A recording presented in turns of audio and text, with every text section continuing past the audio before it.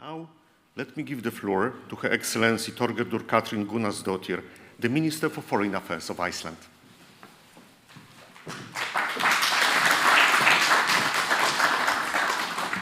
Thank you, Ambassador. Takk fyrir.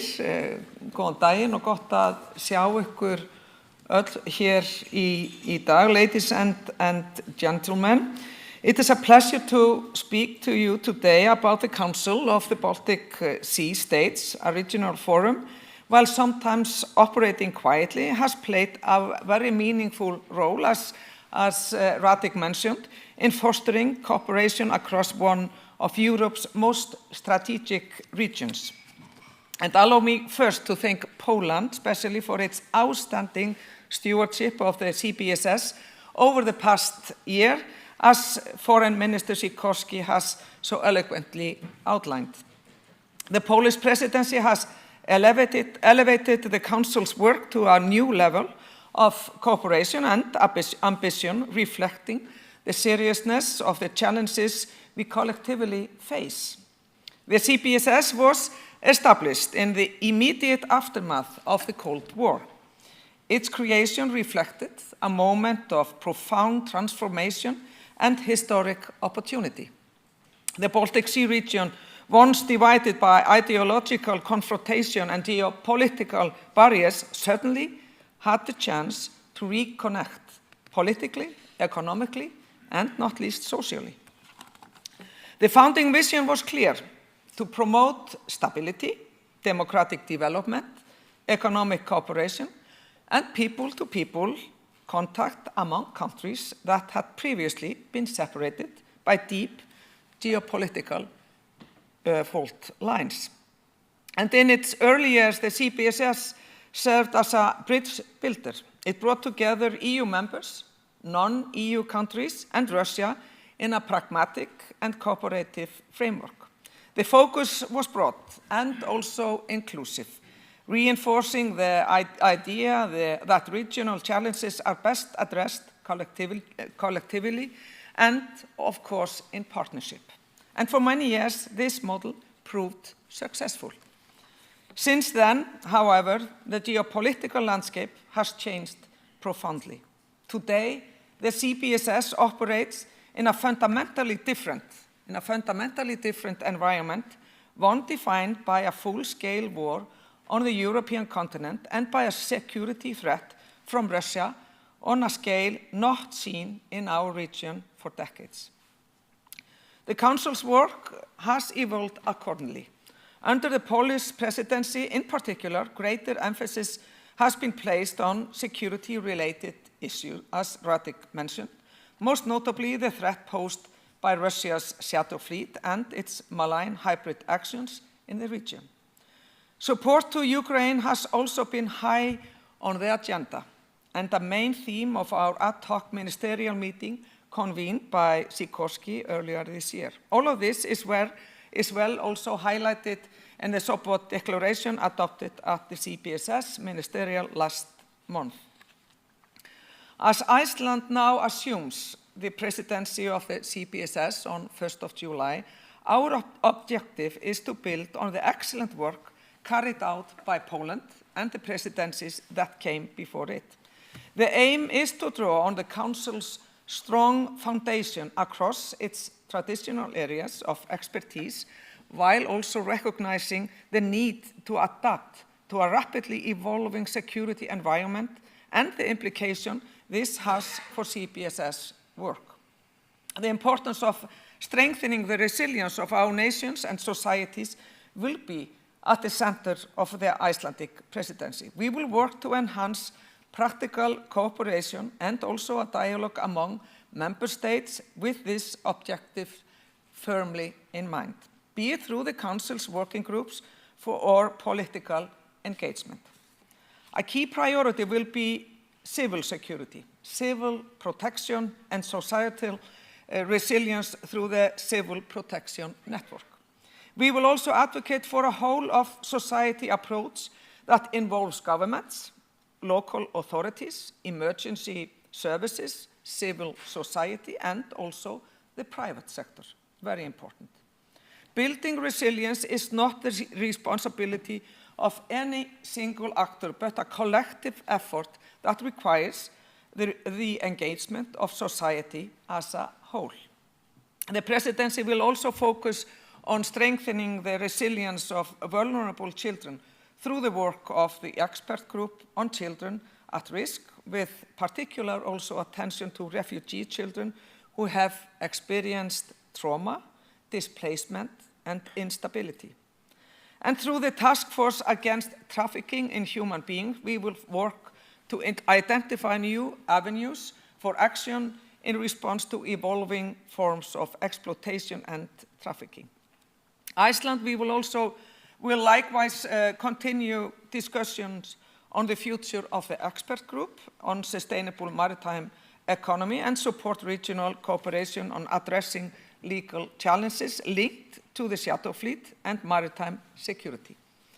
Cooperation will with CPSS observer states, particularly, of course, Ukraine, will be a priority. At a time when Ukraine continues to defend its sovereignty and territorial integrity under extraordinary circumstances, close cooperation and mutual learning are of strategic importance for the resilience and security of our region. Iceland will also focus on youth engagement, cultural cooperation, and the promotion of regional identity and cultural heritage. These are not merely complementary activities. They are essential components of resilient societies and of the bonds that unite, of course, our region. Overall, the Icelandic presidency looks to reinforce the CPSS as a flexible, relevant, and proactive platform capable of addressing shared security and societal challenges while upholding democracy, human rights, and sustainable development in the region.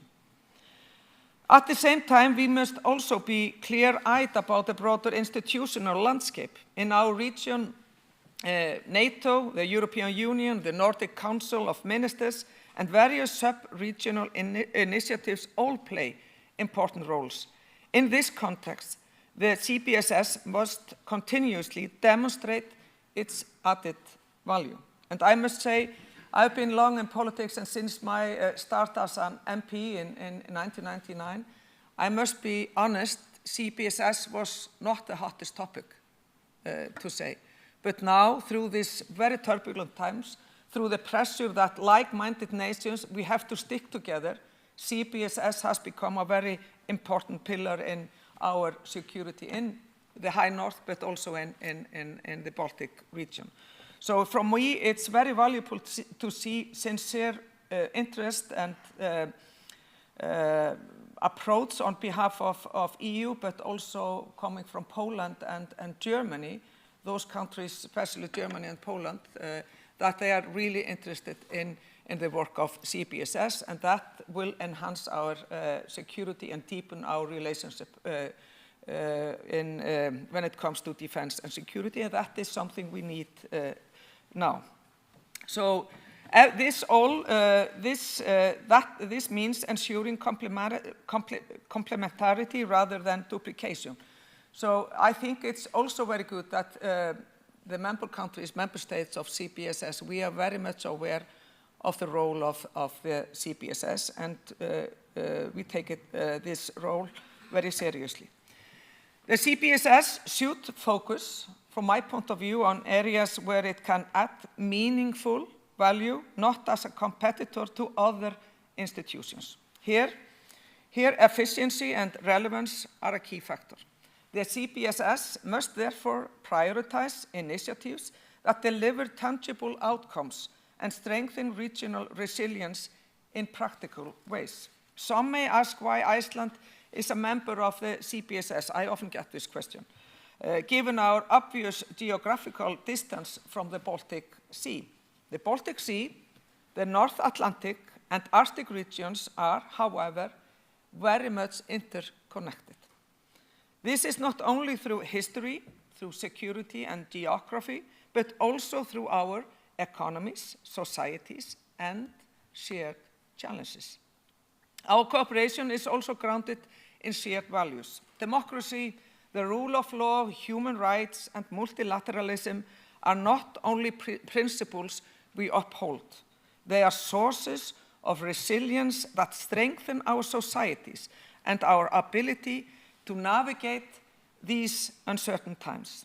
And as these values are increasingly under attack, we need to work together to reinforce our collective security and the foundation of lasting peace, stability, and prosperity.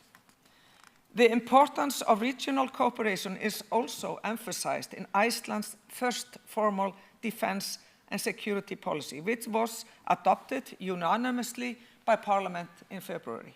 We are faced with common security challenges which we must address together within the existing frameworks of cooperation. Iceland is firmly committed to be a valued ally, and this commitment will also be reflected in our CBSS presidency. In conclusion, the CBSS is an important and evolving platform for regional collaboration. The Councils of region lie in a moment of optimism and reconciliation. Today, it operates in a more challenging environment, shaped by geopolitical tensions, security challenges, and growing insecurity. Yet some of the core principles remain as relevant now as it did back in 1992, namely that cooperation, dialogue, and shared understanding are essential for stability and prosperity. If we succeed in fostering those principles, the Council will continue to serve as a valuable platform for strengthening resilience and cooperation across the Baltic Sea region for years to come. And let me assure you, dear friends, that under the Icelandic presidency, we are committed, really committed to advancing that valuable goal. Thank you all so much. Thank you. And have a good day.